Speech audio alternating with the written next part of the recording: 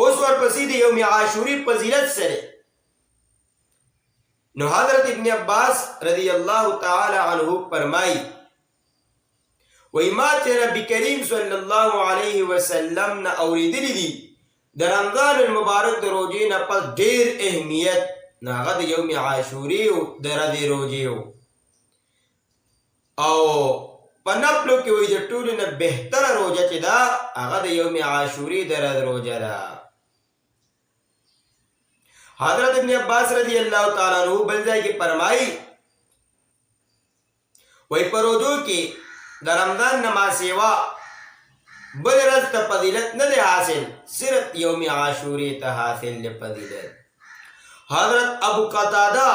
رضی اللہ تعالی عنہ فرمائی وی نبی کریم صلی اللہ علیہ وسلم فرمائل چې زه امید لرم چې الله رب العزت به د یوم عاشوري د روزې په وجه د ستاسو د رستو کال ټول ګناهونه معاف کړي، دا به هغې کفاره شي. نو په دې احادیثو کې د دې میاشتې تقدس معلوم شو، د دې د ورځې تقدس معلوم شو او د دې د ورځې د روزې نیولو تقدس معلوم شو.